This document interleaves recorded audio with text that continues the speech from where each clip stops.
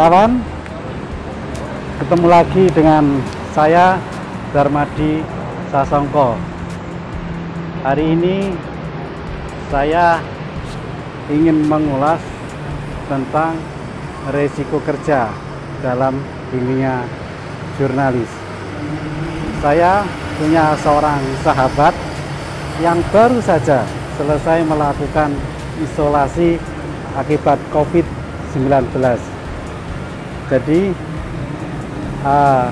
selama bekerja beliaunya terpapar dan harus menjalani isolasi. Berikut kita kenalkan orangnya. Halo Mas Dedi. Sudah, Udah. Oke. aktingnya udah. Udah selesai.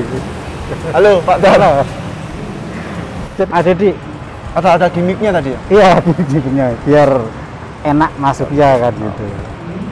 Mas, gimana ceritanya bisa selama menjalankan tugas jurnalis itu bisa terpapar COVID-19? Gimana ceritanya? Sebenarnya agak nyesek sih ya. Selama hampir setahun pandemi ini kan, kalau lebih setahun. Di awal-awal pandemi kita tetap kerja kan, dengan protokol kesehatan, tetap menjaga diri. Di akhir tahun kebobolan juga ternyata. Jadi sebenarnya sudah protokol kesehatan dan lain-lain itu sudah dilalui atau dengan prosedur seperti itu sudah dilakukan? Ya, setiap kali kita pergi liputan ke lapangan, kantor juga selalu mengingatkan kan, setiap hari pakai masker teman-teman, jaga jarak, minum vitamin, makan yang banyak kayak gitu. Setiap pagi itu selalu diingetin di grup itu kan, di Korda itu. Ya kita berusaha untuk selalu mematuhi itu. Tapi ya ternyata masih kebobolan juga. Dan itu pun di akhir tahun kebobolannya itu pas mulai COVID masuk di Indonesia kan, mulai Februari itu kan, mulai rame-ramenya COVID lah, mulai Februari Maret itu kan kita safety banget, sampai setahun itu, hampir setahun kita safety, aman, beberapa kali rapid juga aman, pernah mau liputan di swab juga aman, tahu-tahu kebobolan di bulan Desember. Bagaimana pertama tahu bahwa Mas Dedi ini ketahuan COVID gitu? Sebenarnya sebelum ketahuan COVID ada swab PCR yang dilakukan oleh Pemkot waktu itu. Itu hasilnya negatif. Swab PCR itu. Terus belum nyampe 2 minggu setelah PCR, aku swab lagi. Alasannya kenapa swab lagi, karena tiba-tiba ada gejala, nggak bisa. Gejalanya apa itu? Nggak bisa bau, nggak bisa nyium. Bau apa nyium ya? Ya, bau lah. Bau nyium bau, nggak bisa membau. Ya karena selama ini kita selalu bergelut. Ini kan. Kita liputan COVID, kita liputan di masa pandemi, jadi sedikit banyak kita mengenal gejala-gejala COVID itu seperti apa. Dan salah satunya kan ada hilangnya indera penciuman itu. Waktu itu hari Minggu siangnya masih liputan. Masih liputan seperti biasa, masuk liputan. Minggu ya biasa aja. Cuma nggak ada gejala apa-apa sih, nggak ada batuk, nggak ada pilek, nggak ada demam. Senin pagi, waktu itu subuh, bangun, kok ada yang aneh gitu. Ada yang aneh itu tiba-tiba hidung ini kayak mati rasa, nggak bisa nyium apa-apa, nggak bisa membawa apa-apa. Ngambillah minyak kayu putih, memastikan. Ditempel-tempel pun juga nggak ada sama sekali, nggak ada baunya sama sekali. Nah karena kita punya sedikit lah tentang hal-hal itu, tahu sedikit, akhirnya aku pikirin, wah kena nih. Langsung gitu lah. Sudah kepikiran gitu ya? Langsung ke situ pikiran, langsung waduh kena.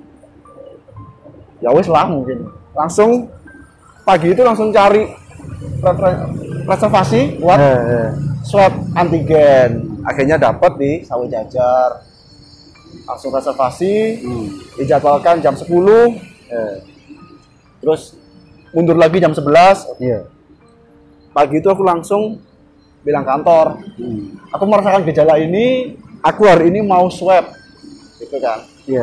Dan kantor, oke, nggak apa-apa, semoga baik-baik saja, gitu. Tapi ternyata hasilnya, waktu di swab harus nunggu 1 jam kan itu. Tentu ya harap-harap cemas juga sih, biarpun kita tahu arahnya ke sana, tapi tetap aja ada rasa khawatir gitu kan. Nah setelah dapat pengumuman hasilnya, ditanya sama susternya, masnya pernah kontak erat dengan pasien COVID? Enggak. Masnya pernah PCR sebelumnya? Pernah. Kapan? Belum 2 minggu gitu kan. Ini hasilnya positif mas. Langsung, ya sedikit kaget tapi nggak terlalu gitu ya. Karena sedikit banyak sudah mempersiapkan. Pas tahu positif gitu, secara mental seperti itu kan kadang walaupun kita ini kan sering bergulat di situ, ternyata kan kita belum tentu belum pernah terpapar apa gimana ketika itu benar-benar merasakan saya ternyata positif ya. Secara psikis gimana mas? Sempet down sih. Sempet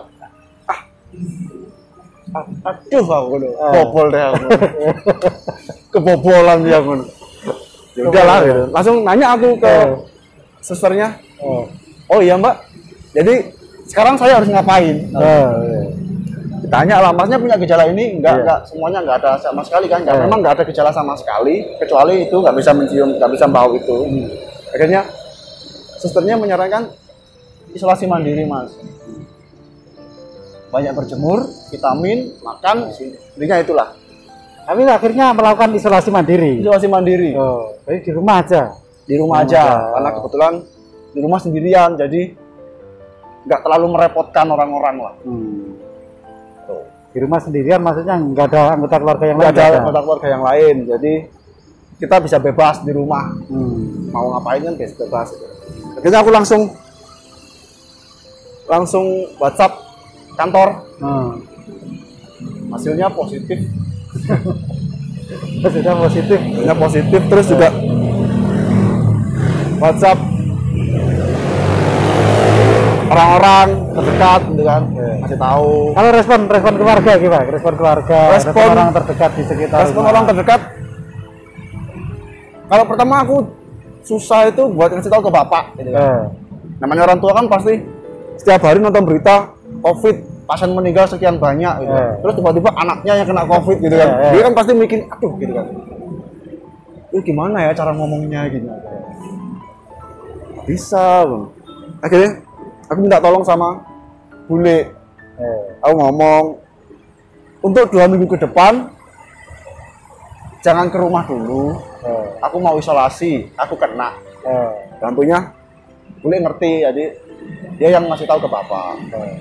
Dan bapak juga kaget sih waktu itu. Ya aku mana ya caranya ngomong meyakinkan orang-orang sekitar bahwa itu tidak itu aku nggak apa-apa. Aku ini tanpa gejala, tanpa ada ini, jadi aku positif dan diwajibkan untuk isolasi mandiri. Tapi nggak ada gejala apapun, nggak ada sakit, demam, batuk, pilek itu nggak ada. Tapi tetap aja namanya orang tua kan pasti kelihatan lah kalau dia itu panik, walaupun dia berusaha untuk menyembunyikan itu, tapi kelihatan banget gitu. Kalau dia itu panik. Namanya orang tua paling gitu ya. Artinya itu akhirnya isolasi itu bisa dilakukan efektif mas. Artinya tidak berhubungan dengan orang di sekitar, tidak berhubungan dengan kerabat terdekat, itu bisa dilakukan mas. Bisa, sangat efektif karena di rumah sendirian. Cuma aku waktu itu mikir, karena rumah kan ada tetangga-tetangga sekitar itu kan masih saudara semua sebenarnya. Kan waktu isolasi itu kan syaratnya harus berjemur. Itu yang aku susah mikir, gimana ya cara jemur ya. Kalau buka pintu di rumah itu nggak ada sinar matahari. Kalau mau berjemur harus ke ada halaman, tapi ada tetangga-tetangga. Itu salah satu tempat untuk berjemur di situ. Wah, gimana ya? Hari pertama aku berjemur di situ. Aku bilang, Mbak, jam 10 aku mau berjemur. Jangan ada yang keluar ya. Gitu. Hari pertama WA. Iya, kan WhatsApp sama saudara. Akhirnya berjemur. Tapi pas berjemur mikirnya kayaknya nggak enak nih, merepotkan kan, pasti merepotkan orang-orang itu. Akhirnya mikir kalau jemur di genteng gimana ya. Akhirnya di rumah itu kan ada jarak antara rumahku dan tetangga itu kan ada lahan terbuka gini kan, dan ada talang terbuka, saluran air, saluran air. Akhirnya, kayaknya bisa nih buat jemur. Lah bingung naiknya gimana tapi ya gitu. Akhirnya ada tangga, tak masukin. Tangga apa itu? Tangga kayu, tangga kayu. Tak masukin, bisa. Keesokannya jemurnya di situ. Jadi berjemurnya di atas genteng. Di atas genteng rumahnya sendiri. Terus hari kedua itu saudaraku nanya, loh, kok nggak berjemur gitu kan? Wes jam 10 ini, wes jam 10 kok gak caring gitu. Ya tak foto lah. Loh, waktu di ya kita tiap hari akhirnya berjemurnya di tangga itu.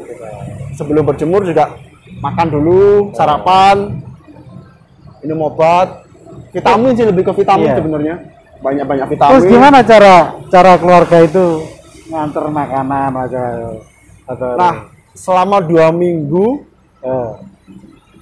itu kan nggak pernah buka pintu, nggak keluar sama sekali, benar-benar nggak keluar. Keluarga ngirim makanan dicentelin gitu kan. Digantungin di depan pintu bapak tiap pagi, tiap sore. Terus kalau nge-grab juga gitu, online, tak kasih tahu nanti rumahnya di sini, makanan taruh di sini, bayarnya pakai cashless lah. Itu hampir 2 minggu. Ya ini kan 2 minggu dalam rumah terus ya. Ngapain aja selama 2 minggu? Yang ngapa-ngapain?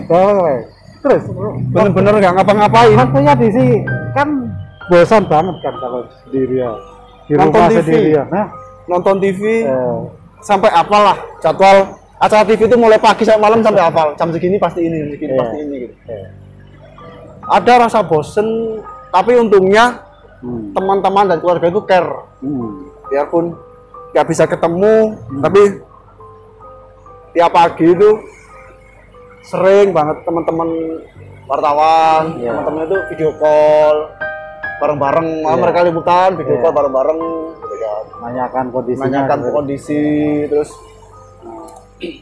ponakan juga tiap pagi pasti video call, minum obat apa belum, udah makan, hampir tiap pagi itu seperti itu, gitu kan. Terus orang keluarga, terus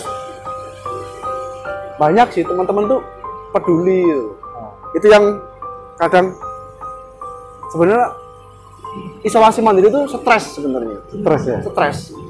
Tapi dengan dukungan orang-orang sekitar itu bisa meningkatkan imun sebenarnya. Kita merasa nggak sendiri nih. Kita masih punya teman, kita masih punya keluarga gitu. Kita punya orang-orang terdekat yang setiap saat itu selalu mengingatkan kita gitu. Berarti memang sangat penting ya kayak dukungan moral gitu istilahnya dari orang-orang di sekitar gitu. Benar, dukungan moral itu sangat penting. Apalagi selama ini kan stigma orang kena COVID itu kan stigmanya dijauhi gitu. Nah, teman-teman selalu itu mendukung, menanyakan kabar itu selalu, hampir tiap hari. Nah, itu berarti benar-benar sembuh berapa hari Mas itu? Seminggu, 2 minggu itu setelah 14 hari isolasi, puskesmas ternyata tidak ada swab kedua. Tidak ada swab. Tidak ada swab kedua. Aku nanya, itu ada koordinasi dengan puskesmas akhirnya. Jadi hari pertama isolasi itu langsung ditelepon sama puskesmas, sama perawat desa. Puskesmas tahunya dari mana? Kata mereka dapat data dari tempat aku swab. Jadi saat swab itu kan kita ngisi data. Ya. Nah ketika kita positif, data itu akan diberikan ke pihak puskesmas. Ya. Dan puskesmas akan turun untuk mengecek keberadaan pasien. Ya. Aku nanya, Mas setelah dua minggu, sama akan orang puskesmas bilang setelah 2 minggu, sama akan dapat surat selesai. Ya. Artinya surat telah melakukan ya. isolasi mandiri dan dinyatakan sembuh. Ya.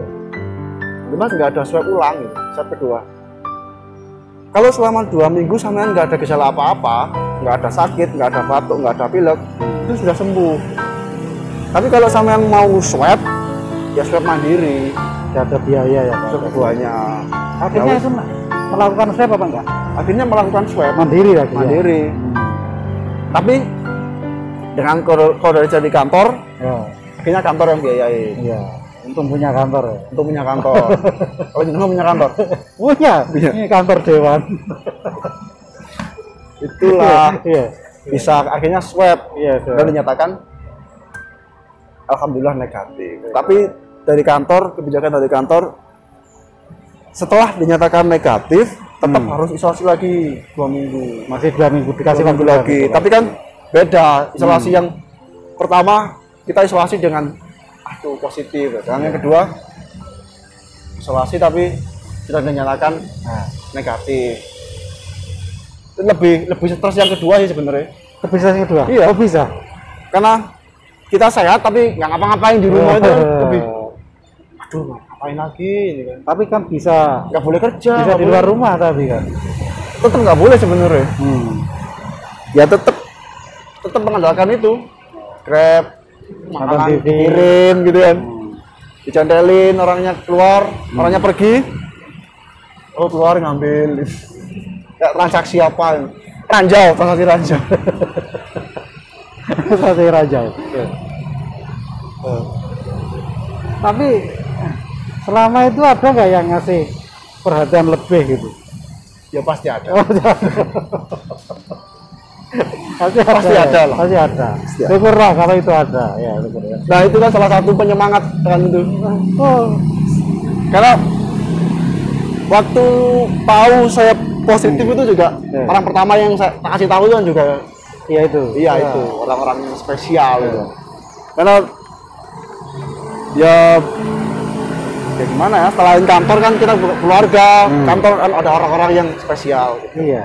Jangan-jangan kamu sembuh itu bukan karena obat ya? Karena apa? Ya karena imun.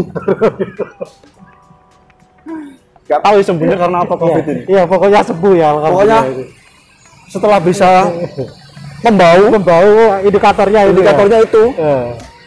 Dan selama isolasi mandiri Pak Dar, saya itu tiap hari pakai parfum di rumah padahal.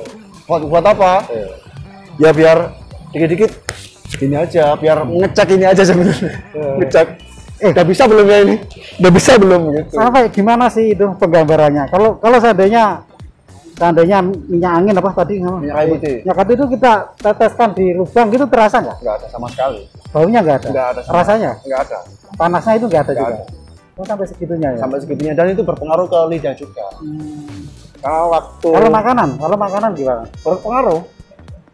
Kalau kita makan, misalkan makan pete gitu nggak bau? Kebetulan saya nggak suka pedes. Waktu itu makan sambal-sambal gitu, pedesnya nggak kerasa. Tapi kalau manis masih terasa sedikit. Kalau manis, asin masih terasa. Kalau asin nggak sama sekali ya. Asin lebih ke hambar sih. Kalau minuman manis itu buah itu masih bisa. Dan itu hampir seminggu lah. Ini nggak bisa fungsi itu. Nggak bisa nyium apa-apa. Tapi tiap hari pakai parfum, tiap pagi pakai parfum biar Gini. Akhirnya bisa mencium bukan mencium sih, kalau mencium bau rasa, bisa membau itu iya. Lega rasanya Pak. Akhirnya bisa merasakan aroma minyak kayu putih. Ternyata indera pembauan itu hal yang sangat urgent bagi manusia. Benar. Bikin stres juga ketika dia nggak berfungsi maksimal, normal gitu kan. Iya. Betul. Karunia Tuhan itu. Benar. Dan ini kan bagian dari resiko kerja jurnalis. Seberapa besar sih kerjamu untuk liputan-liputan berhubungan dengan orang? Seperti apa sih sebenarnya? Setelah melalui ini ternyata kita teman-teman jurnalis lain itu beresiko tinggi sebenarnya. Resiko tinggi. Di saat orang-orang lain WFH di rumah saja gitu. Iya. Di saat orang-orang lain itu takut untuk mendatangi fasilitas kesehatan, kita malah memburu itu gitu kan. Kita mau jaga jarak gimana? Kita bisa lah memaksimalkan kita pakai masker, kita pasti pakai masker gitu. Cuci tangan oke bisa, tapi untuk menjaga jarak itu sangat susah menurut saya. Apalagi untuk wartawan kan, jurnalis kita wawancara narasumber satu dengan wartawan yang hampir 15, gimana cara kita mengatur jarak? Dan itu saya alami ketika sebelum saya positif. Itu terakhir saya tuh liputan Kofifa. Gubernur ya, Pak Gubernur. Iya, Kofifa Pak Gubernur Jawa Timur itu terakhir kali saya kontak dengan kerumunan. Yang saya tahu itu di situ. Waktu itu malam. Saya tuh hampir nggak bisa menghindar dari kerumunan gitu kan. Kita wawancara, kita ngambil gambar tuh desek-desekan.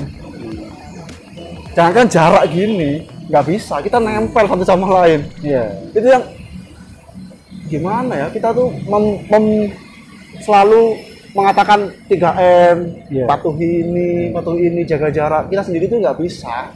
Kesulitan ya. Sulit banget. Mungkin kalau wartawan tulis mungkin masih bisa lah ya.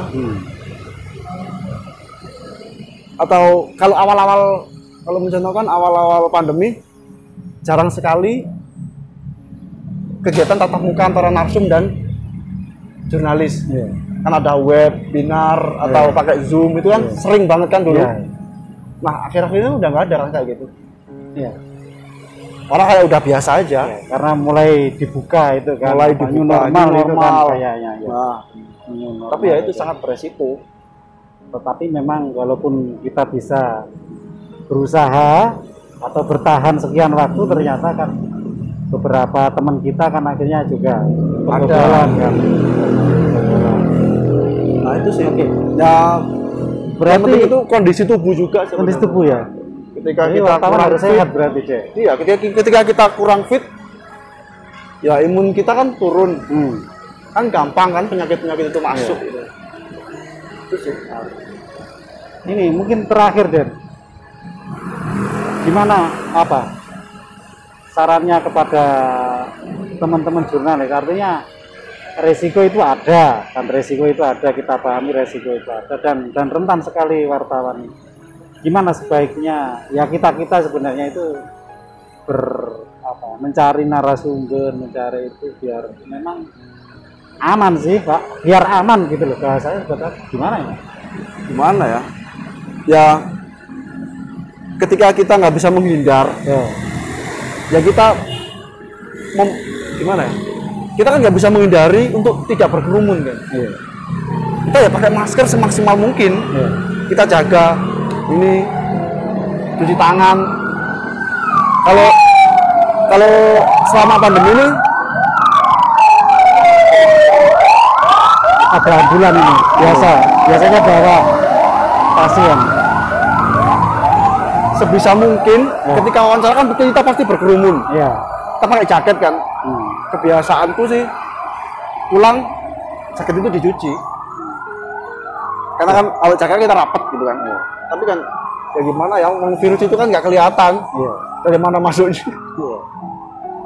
Jadi memang kebiasaan 3M sekarang 5M katanya. 5M sekarang. 5M itu sudah menjadi kebiasaan kan sudah new normal, Ya. sudah menjadi melekat pada budaya. Walaupun sebagian orang mungkin juga mengabaikan itu kan, tetapi dengan cara kita bekerja itu tetap harus kita pegang. Tapi kan 5M salah satunya kan ada menghindari kerumunan kan. Nah, saat kita mensosialisasikan menghindari kerumunan, kita jurnalis bilang menghindari kerumunan, tapi kita sendiri itu ada di kerumunan itu. Ya nggak? Yeah. Kita liputan razia. Ya tahu sendiri kan, kita gedung-gedung di sini, gedung-gedung di sini, wawancara gedung-gedung di sini. Nah, saya itu kadang ya maksudnya saya juga punya kekhawatiran itu kan, ketika ada grumul-grumul gitu saya milih mundur karena Benar. saya tidak, karena bagi saya gambar kan tidak begitu penting kan, ketika ngambil secukupnya kan. Kalau saya kan mungkin foto kan cepat-cepat gitu udah selesai, segera mundur. Dan ini kan yang susah memang teman-teman televisi, memang harus Kita butuh gambar. harus berada di posisi yang menurut mereka yang sangat bagus kan gitu. Oke, terima kasih Mas Dedi. Semoga menjadi pelajaran bagi banyak orang, terutama para jurnalis ya, jurnalis yang bekerja di lapangan, bahwa memang COVID-19 sampai saat sekarang ini masih belum selesai. Entah sampai kapan kita tetap masih harus berhadapan dengan COVID-19. Tapi jaga diri, jaga Iya. imun. Iya. Terima kasih. Makan yang banyak, Ded. Oh iya. Makan banyak. Makan. Oke kawan, jadi itu ngobrol kita dengan salah seorang jurnalis yang sekarang jadi penyintas COVID-19. Semoga bermanfaat dan terima kasih sudah berkunjung di Darmadi Sasongko Channel. Dadah.